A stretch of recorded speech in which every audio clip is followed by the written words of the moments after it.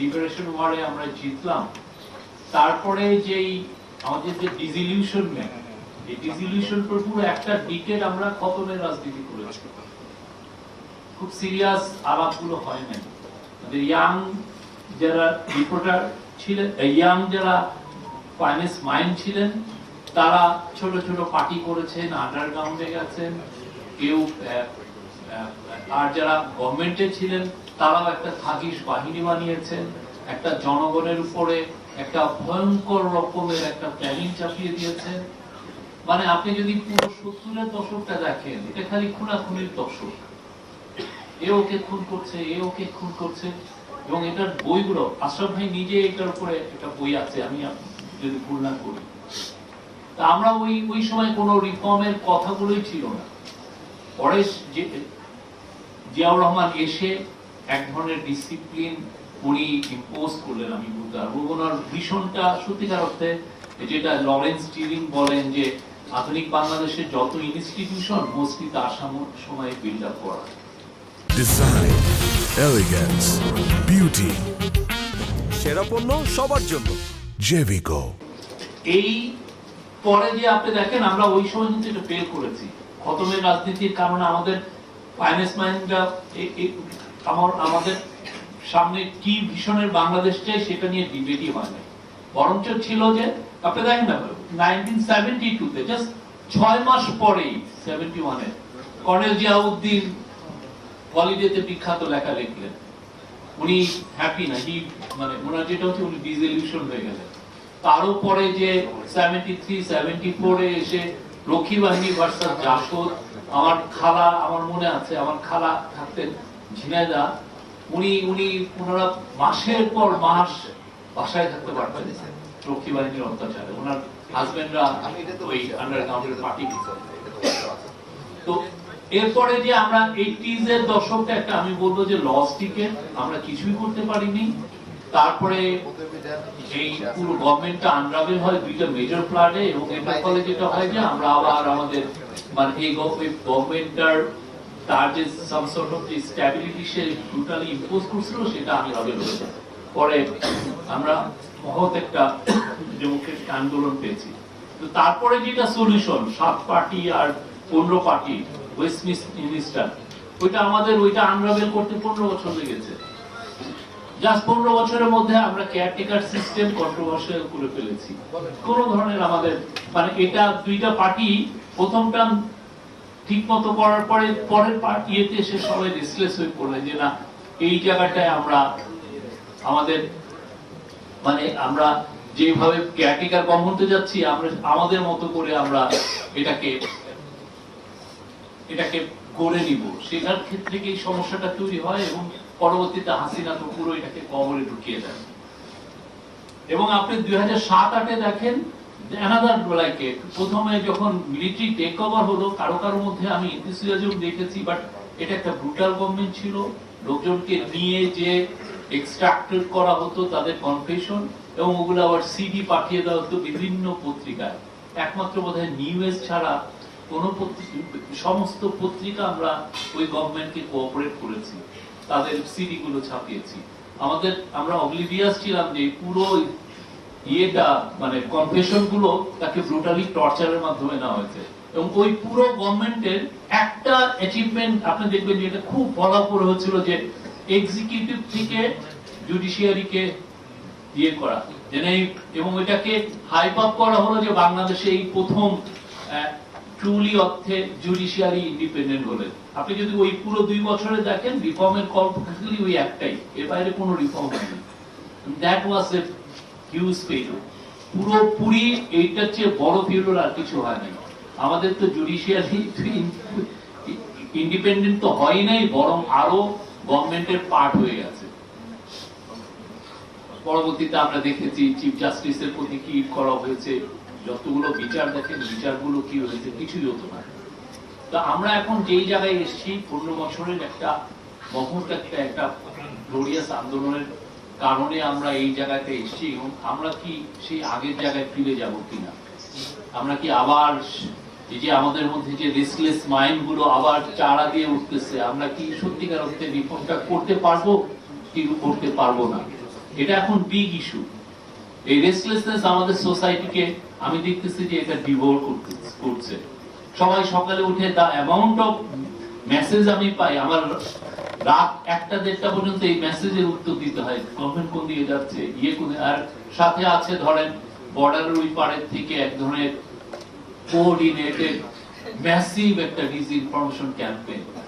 আপনি কতগুলো মানে আপনি ব্যাটেল মানে কত দিক দিয়ে করবেন। একটা হচ্ছে ডায়াসপোরা একটা রেস্টলেসনেস আপনাকে দিচ্ছে, প্রতিদিন একে সরান ওকে সরান, একে আনেন একে আনেন ওকে আনেন, আপনার কোন ধরনের মানে আপনি একটা মিনিমাম আপনার অর্ডার আপনি এরা করতে চাচ্ছে না। এখন আমি তো জানি না সত্যি উনি যেটা বলছেন সেটা কি সত্যি, কি ওনার পার্সোনাল বেনিফিটের কারণে বলছেন নাকি এটা সত্যি আমার জাতীয় জীবনের ইম্পর্টেন্সের কারণে বলছেন।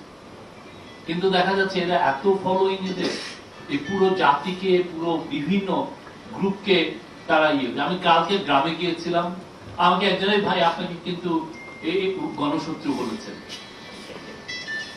গ্রামে একটা লোক ফার্মার, খুব শিক্ষিত না, উনি জেনে গেছেন যে আমি একজন গণশত্রু। আমি এবং আমার কোনো সিকিউরিটি ছিল না, আমার ওয়াইফ তো গরিব হয়ে গেলেন, তোর সিকিউরিটি থাকা উচিত। সে হয়তো আমাকে এসে বলতেছে যে আপনি গণশত্রু মানে কিছু করছে না, অন্য কেউ তো হয়তো আরো সিরিয়াস দিতে পারে।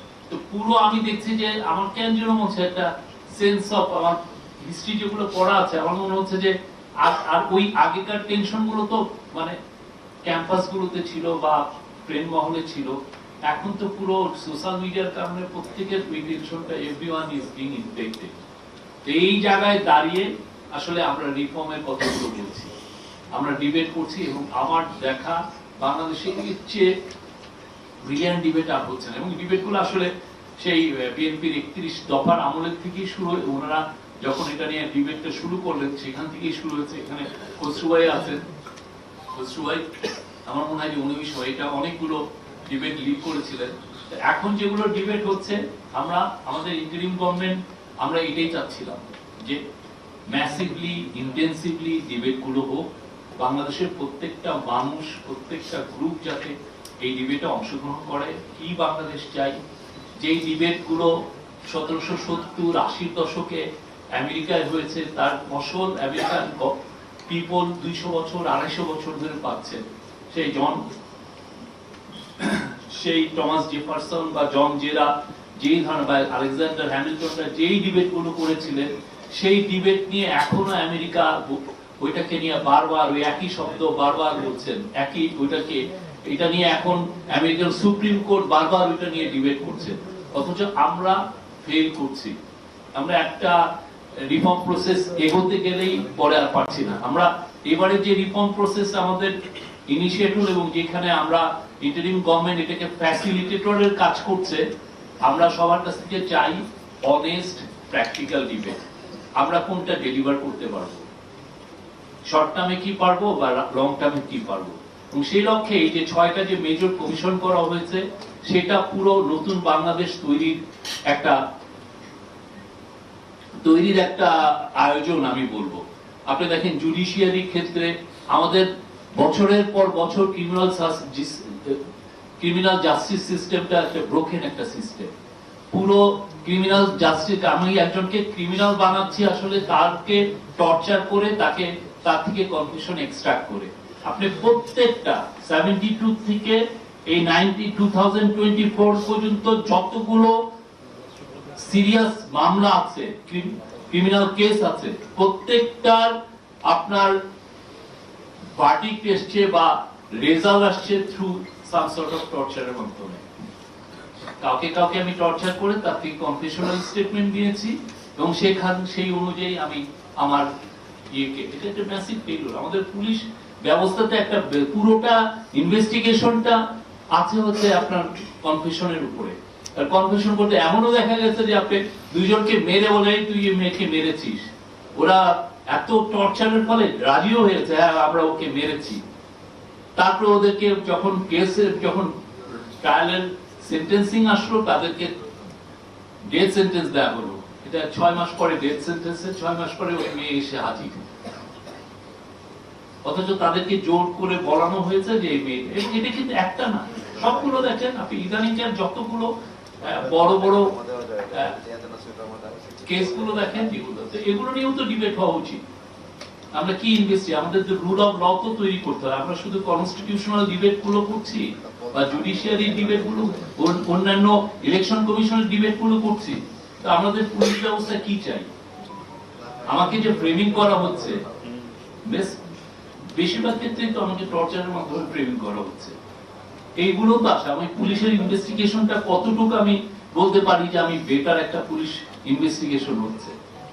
তো আমরা এই জন্য যে 6টা কমিশনের কথা হয়েছে, আমরা আশা করছি ইজি পার্টটা যেটা সেটা শেষ হবে 31শে ডিসেম্বর। 31শে ডিসেম্বরের পরে আমরা সবাই মিলে ওইটা নিয়ে আমরা ডিবেট করব, সবাই মিলে আমরা ডিবেট করব। ওইটারই একটা আজকের আয়োজন এবং খুবই ফ্যান্টাস্টিক আয়োজন। আমাদের তরফ থেকে আমরা যতটুকু ফ্যাসিলিটেশন করা উচিত এটা করব। অনেকে বলছেন যে এত আয়োজন, এত রিফর্মের কি দরকার, আপনার ইলেকশন দিয়ে চলে যান।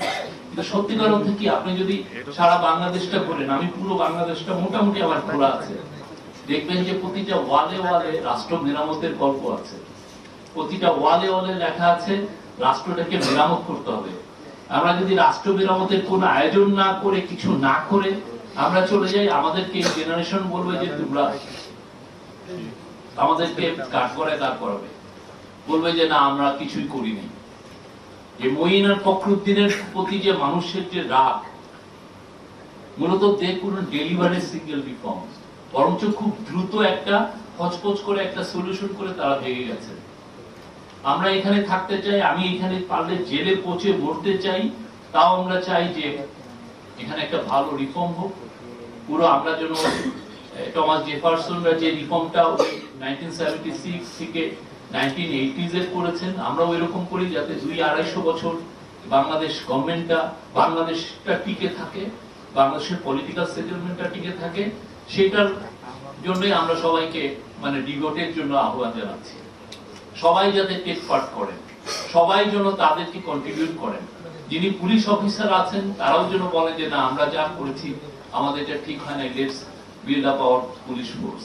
যারা ডিস্ট্রিক্ট জাজ ছিলেন বা ম্যাজিস্ট্রেট কোর্টে ছিলেন, তাদের তরফ থেকেও আমরা ডিবেটটা আশা করছি।